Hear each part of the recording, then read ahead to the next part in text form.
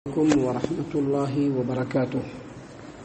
الحمد لله رب العالمين والصلاة والسلام على رسوله الكريم وعلى آله وصحبه أجمعين.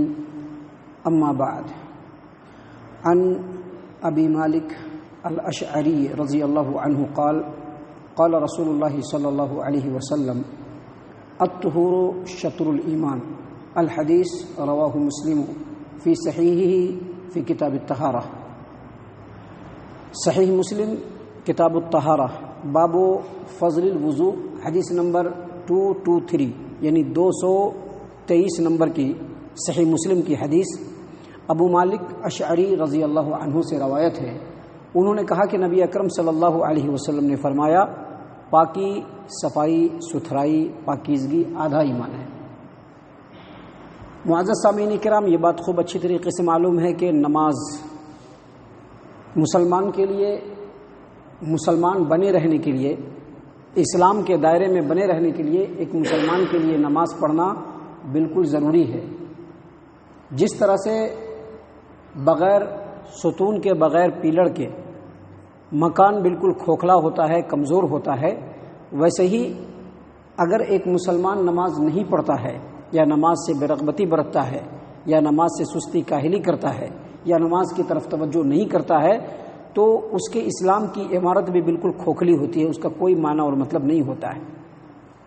آپ کو معلوم ہوگا، آپ کو یاد ہوگا کہ اس سے پہلے کچھ دروس ہم نے آپ کی خدمت میں پیش کیے جس میں ہم نے نماز کی فرضیت، نماز کی اہمیت، نماز کے فوائد اور نماز کے تعلق سے اللہ کے رسول صلی اللہ علیہ وسلم کی جو ترغیبیں ہیں اور نماز کے تعلق سے علماء کرام نے جو نماز کی اہمیت بیان کی ہے، ان باتوں کو اس سے پہلے کے کئی درسوں میں ہم نے آپ کے سامنے پیش کیا. ہونا یہ چاہیے تھا کہ اب آپ کے سامنے نماز کا طریقہ، نماز کس طرح سے پڑھنا چاہیے وہ بیان کرنا چاہیے تھا. لیکن یاد رکھیے، نماز کے تعلق سے، نماز کی کسی بھی چیز کو بتانے سے پہلے ایک مسلمان کے لیے ضروری ہے کہ طہارت اور طہارت کے جو مسائل ہیں اور طہارت کی جو باتیں ہیں ان باتوں کو پہلے سیکھنا چاہیے. اس سے بھی پہلے ایک بات ہمیشہ یاد رکھیے، ہم لوگ ہمیشہ کہتے ہیں کہ اللہ تبارک و تعالیٰ ہم سے راضی ہو جائے. اللہ کس طرح سے ہم سے راضی ہوگا، اللہ کیسے ہم سے خوش ہوگا؟ تو ہمیشہ اس بات کو یاد رکھیے، اللہ تبارک و تعالیٰ راضی اسی وقت ہوگا اپنے بندوں سے کہ جب بندہ اللہ تبارک و تعالیٰ کے بتائے ہوئے طریقے کے مطابق زندگی گزارے اور عبادتوں کو جب انجام دے تو بالکل اسی طرح سے انجام دے جس طرح سے اللہ تبارک و تعالیٰ نے عبادت کرنے کے لیے بتلایا ہے.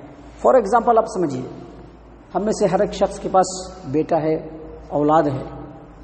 ابھی اولاد سے ہم کب خوش ہوتے ہیں؟ اولاد سے ہم اس وقت خوش ہوتے ہیں جب اولاد ہمارے کہنے میں ہوتا ہے، ہماری فرما برداری میں ہوتا ہے.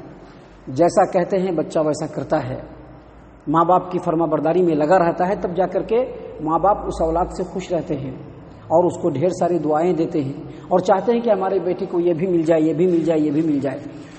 اسی طرح سے اللہ تبارک و تعالیٰ بھی اسی وقت راضی ہوگا جب ہم اللہ تبارک و تعالیٰ کی دی ہوئی اس زندگی کو اللہ تبارک و تعالیٰ کے بتائے ہوئے طریقے کے مطابق انجام دیں گے. اور یہ صرف زندگی کا مسئلہ نہیں ہے بلکہ اس میں خاص طور سے عبادت کا بھی مسئلہ ہے. ہم جو وضو کرتے ہیں، ہم جو نماز پڑھتے ہیں، ہمارے لیے ضروری ہے کہ ہمارے وضو کرنے کا طریقہ بالکل ویسا ہی ہو جیسا اللہ کے رسول صلی اللہ علیہ وسلم نے سکھلایا، کیونکہ اللہ کے رسول صلی اللہ علیہ وسلم نے وہی باتیں سکھلائی ہیں جو اللہ تبارک و تعالیٰ نے سکھلانے کا حکم دیا ہے. اور جو نبی صلی اللہ علیہ وسلم نے سکھلایا، بتلایا، وہ سب اللہ تبارک و تعالیٰ کی باتیں ہیں. تو جب تک ہم ان باتوں کو سمجھیں گے نہیں، سیکھیں گے نہیں، وہ طریقہ اختیار نہیں کریں گے، سمجھ لیجیے کہ اللہ تبارک و تعالیٰ ہم سے راضی نہیں ہوگا.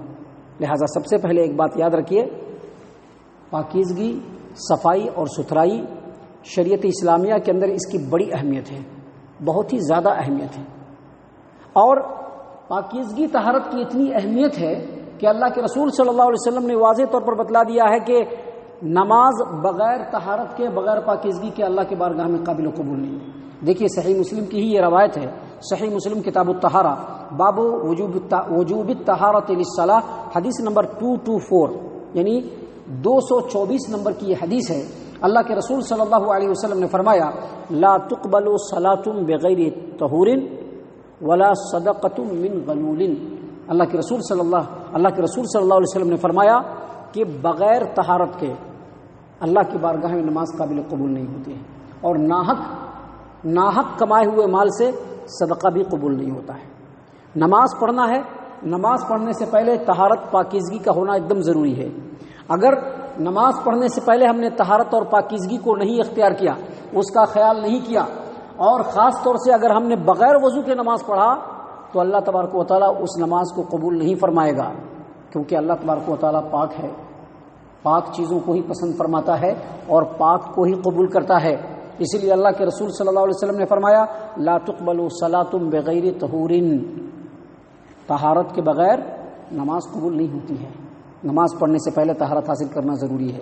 یہ جو پاکی صفائی ستھرائی اور خاص طور سے جو وضو ہے، وضو جو ہم کرتے ہیں، وضو کی اہمیت کو اگر سمجھنا ہے کہ وضو کا شریعت کے اندر کیا مقام ہے، وضو کتنا فائدہ مند ہے، اور وضو کی اسلام کی نظر میں کتنی اہمیت ہے، اگر اس کو سمجھنا ہے تو سنن ابی داؤد کتاب الطہارہ حدیث نمبر 17 مہاجر بن قنفذ رضی اللہ عنہ کی روایت ہے۔ وہ کہتے ہیں کہ ایک مرتبہ پیارے رسول صلی اللہ علیہ وسلم پیشاب کر رہے تھے، استنجا کر رہے تھے، پیشاب کرنے کے لیے بیٹھے تھے، میرا گزر اسی طرف سے ہوا تو آپ صلی اللہ علیہ وسلم کو بیٹھے ہوئے دیکھا، ہم نے السلام علیکم کہہ دیا، لیکن آپ صلی اللہ علیہ وسلم نے جواب نہیں دیا۔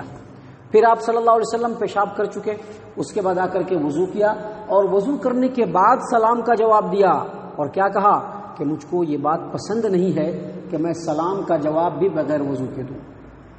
یہاں پر ایک بات یاد رکھیے، سلام کا جواب دینے کے لیے وضو کا ہونا ضروری نہیں ہے، سلام کا جواب دینے کے لیے باوضو ہونا ضروری نہیں ہے، لیکن نبی صلی اللہ علیہ وسلم نے اپنے اس عمل کے ذریعے سے اپنی امت کے لوگوں کو یہ تعلیم دی ہے کہ وضو اور پاکیزگی کا اسلام میں بہت بڑا مقام ہے۔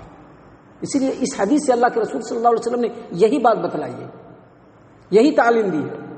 اسے ہرگز یہ نہیں سمجھیے گا کہ نہیں جب تک وضو نہیں کر لیں گے تب تک سلام کا جواب نہیں دیں گے، یہ ہرگز نہیں ایسا ہے، بلکہ اس کا مطلب ہی یہی ہے کہ اسلام میں وضو کا، اسلام میں طہارت کا، اسلام میں پاکیزگی کا بہت بڑا مقام ہے۔ یہی وجہ ہے کہ اللہ کے رسول صلی اللہ علیہ وسلم پر جو قرآن کریم نازل ہوئی اس میں ایک سورہ مدثر ہے۔ سورہ مدثر میں اللہ تبارک و تعالیٰ نے کیا فرمایا نبی صلی اللہ علیہ وسلم کو؟ وَثِيَابَكَ فَطَهِّرْ، اے پیارے رسول صلی اللہ علیہ وسلم آپ اپنے کپڑوں کو پاک صاف اور ستھرا رکھیے۔ جو آپ کپڑا پہنتے ہیں نا، کپڑے کو صاف ستھرا رکھنا چاہیے۔ دیکھیے کپڑا بھی صاف ستھرا ہونا چاہیے، پاکیزہ ہونا چاہیے، بدن بھی صاف ستھرا ہونا چاہیے، اور آدمی کو ہمیشہ پاکی صفائی ستھرائی کا خیال رکھتے رہنا چاہیے۔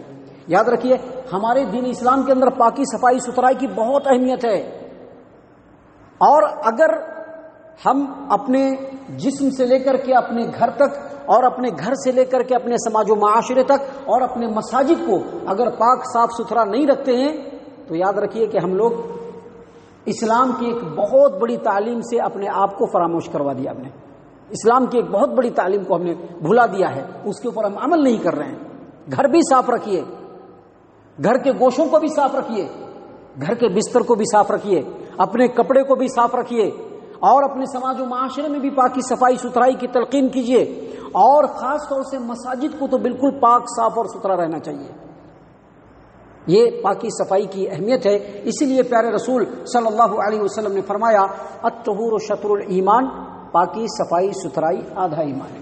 تو یہ پاکی صفائی ستھرائی کے تعلق سے باتیں ہیں جو ہم نے آپ کی خدمت میں پیش کی ہے۔ انشاءاللہ پاکی صفائی ستھرائی ہم کیسے لے سکتے ہیں، اس کا کیا طریقہ ہے، اللہ کے رسول صلی اللہ علیہ وسلم نے پاک صاف رہنے کا کون سا طریقہ بتلایا ہے، کن کن چیزوں سے ہم پاک صاف رہ سکتے ہیں، ان تمام چیزوں کی تفصیلات اور ان تمام چیزوں کی ڈیٹیلز آنے والے مختلف دروس میں ہم آپ کی خدمت میں اللہ تبارک و تعالیٰ کی اجازت اور توفیق سے انشاءاللہ پیش کریں گے۔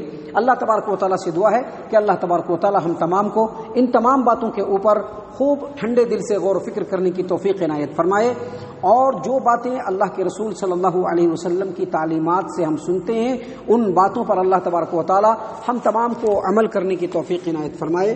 اللہ تبارک و تعالیٰ ہم تمام کو پکا سچا مومن مسلمان بنائے، صحابہ کرام رضوان اللہ علیہم اجمعین کے طریقے پر چلنے والا بنائے، جنت الفردوس میں جگہ عطا فرمائے۔ اے اللہ ہم تمام کو جہنم سے پناہ دے، اے رب العالمین ہم تمام کو جہنم سے پناہ دے، اے مالک الملک ہم تمام کو جہنم سے پناہ دے، آمین یا رب العالمین۔ وما علینا الا البلاغ المبین۔